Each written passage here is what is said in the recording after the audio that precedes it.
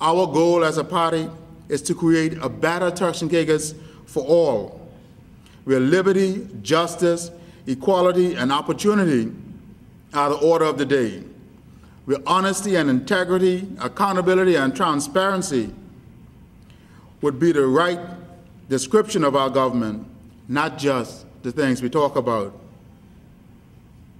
To create that better day, we cannot hide our hands in the sand and ignore the things that have passed. We have had persons that have behaved inappropriately, and they must be held to account. There are those that will seek to play on your sympathy as this process moves forward. And I simply ask you to be cognizant of where we are right now. As a country, we are in a position where there is no funding available for new scholarships. We are in a situation where the cost of living is at an all-time high.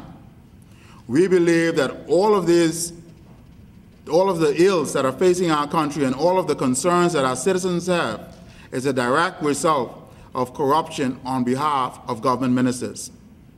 Therefore, we urge you to do the right thing, comply with all requests for information, and to assist commissioners in ensuring that those that have done wrong are exposed. We must create an environment where wrongdoing is brought to account, and create an environment where it never ever happens again. Then, and only then, can we expect persons from the outside world to know beyond a shadow of a doubt that the governance of our country is reflective of the honesty and integrity that exists in our citizens. Ladies and gentlemen of the press, we thank you, and we now open the floor for questions.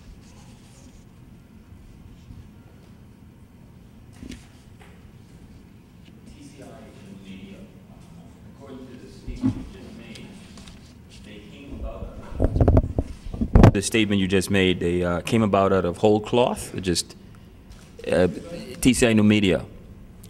There's no mandate, no government mandate for that to exist?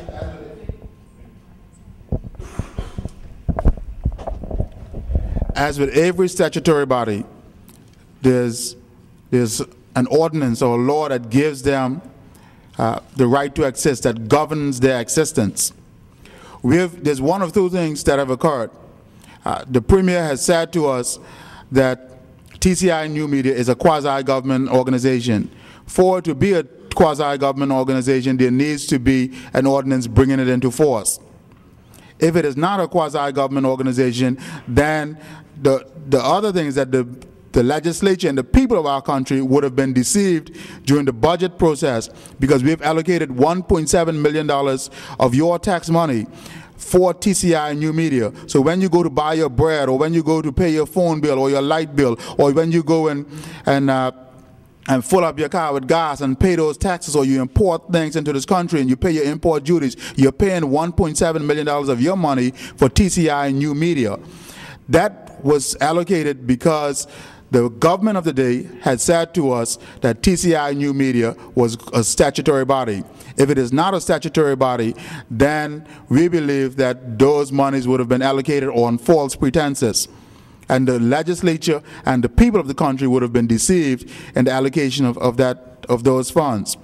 So we are calling on the governor, as the chief lawmaker of our country, to do the right thing today and do one of two things: make sure that TCI New Media conforms to some laws of our country, where there's equity for all of our equity in the access for both political parties and for all the citizens of our country, or that they cease to operate and that the country's money not be used to fund a political campaign as it is currently being used by the PNP.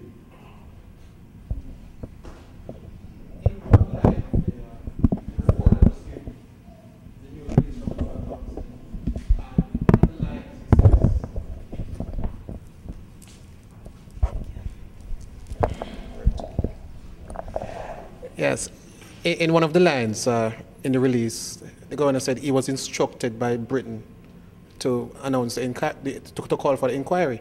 Do you get the feel that somehow he was reluctant to call this inquiry?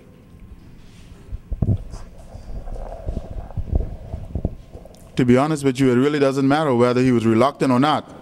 The fact is that we are here right now. I don't want to answer into the governor's state of mind as to whether there was any reluctance or not to call this commission of inquiry.